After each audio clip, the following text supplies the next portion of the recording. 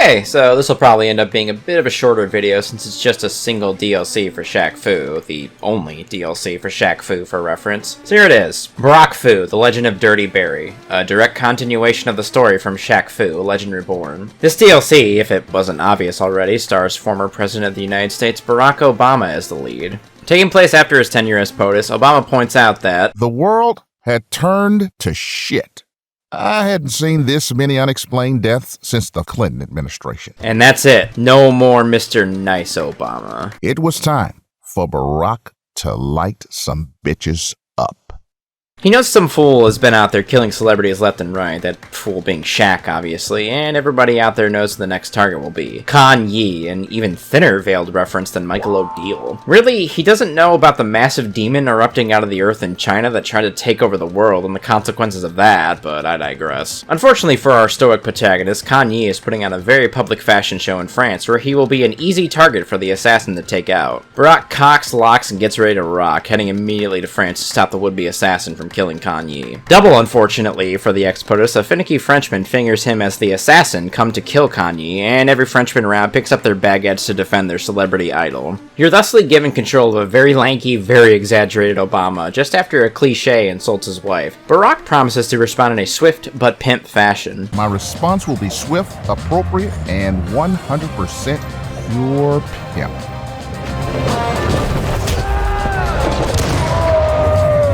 Yeah, that was pretty fucking pimp, I can't even lie. Barrack Fu obviously maintains the same basic control scheme as the base game, but Barrack's moveset is pretty different. He still maintains the basic strikes, but instead of the size 22 attack, Obama uses the Barrack and Rolla pistol on top of a selection of other weapons. Different from the base game though, Obama's arsenal is activated by how long your current combo string is, from 2 to 5 hits I believe, and pulled out in this order. Dual pistols, Uzis, and finally, this is my boomstick! His special though is a drone strike, apt for the Obama presidency. It also takes the whole bar and does way more damage than the ground pound, basically killing everything on screen. After fiddling with this concept, I honestly feel like this whole expansion is a better actualized version of the base game. I don't know, maybe I'm crazy. Also, much like the base game, the concept is just as absurd, and I find that endearing to be totally honest with you, especially since it's just old, mild-mannered Barack Obama. I also find the insta-killing animations for Obama to be hilarious, pretty smooth looking, and oddly fucking brutal.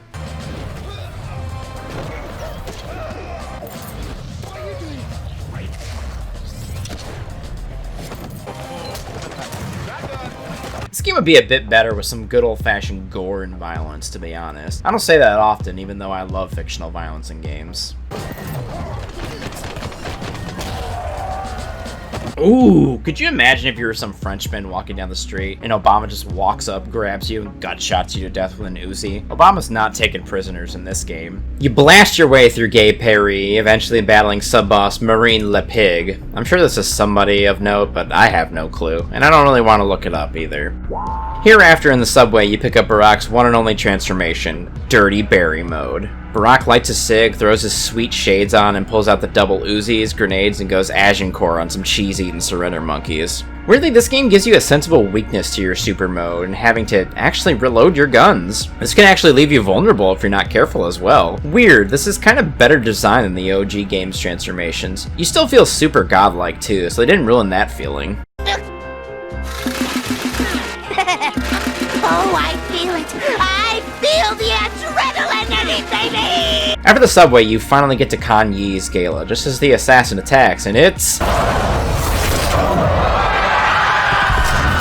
Your time has come, ass clown! Not Shaq, but a mech suit piloted by Yi, who just uses Shaq's moves from the first game. Pretty sure it was supposed to be Shaq, but I'm gonna take a guess and say they couldn't get him back to do any more voiceover, so this was the compromise. Unfortunate too, since, well, if Shaq was in this expansion, we could have finally gotten co-op play. Oh well. After you defeat Yi, he informs you of Kanye's status as a demon, but since you interfered with his assassination attempt, Kanye was able to successfully flee to his Black Knight satellite in space. A satellite that broadcasts his message across the whole galaxy, which, surprise, has pissed off the native people of Uranus. We are subterranean creatures from Uranus! What's so funny? We live inside Uranus! Whatever. Yeah. Uranus. Tired of Kanye's bullshit, the Uranians are en route to blow up Earth, and will do so if you don't stop the signal in 24 hours. 23 hours later, Dirty Barry is on the Black Knight satellite and doing battle with a ton of little clone Kanyes on top of the internet in literal form. You're a fool! I'm exactly 400 pounds. And in the world of the cyber, I'm as powerful as Russia and China. Oh, wait a minute. Don't tell me you do your hacking from bed. Haha, it's me, the 400-pound hacker. I'm gonna tear you apart like I did the DNC. You run right till you find Kanye and you blow him away. When you play Barrack paper scissors, you always lose. Unfortunately, thrice for Obama, this wasn't the real Kanye, and the real Kanye is a massive head with medical tentacles. Medical tentacles? Metal tentacles. Huh. Kinda reminds me of Mr. Big from Narc. Tragically, his skin doesn't blast off to become a skull at any point, though.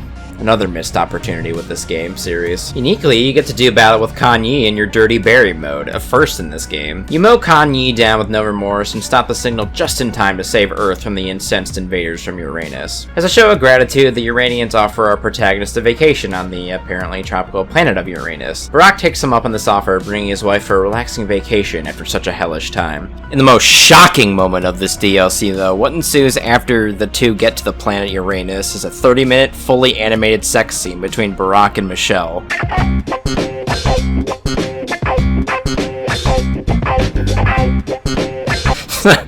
I'm just kidding, but could you fucking imagine? Barrack takes Michelle to Pound Town before running off to his next adventure.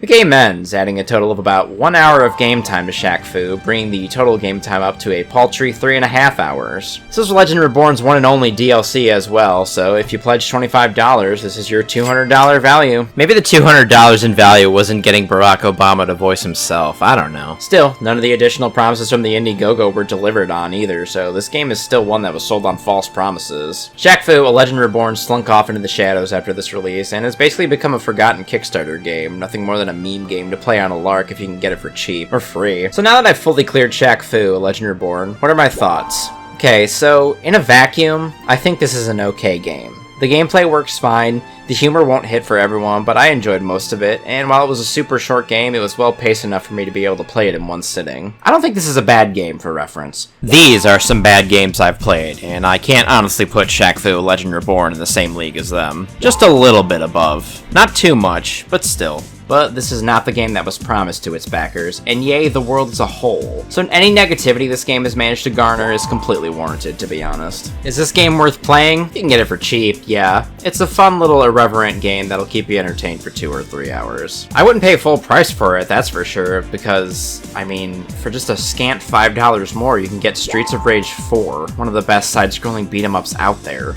It's a shame that the promised game ended up not happening, since, well, I think those early concepts and promises showed some potential, but I guess that just means the Indiegogo did its job, even if Big D's didn't. Perhaps someday a good Shaq Fu will be released, maybe after another decade or so.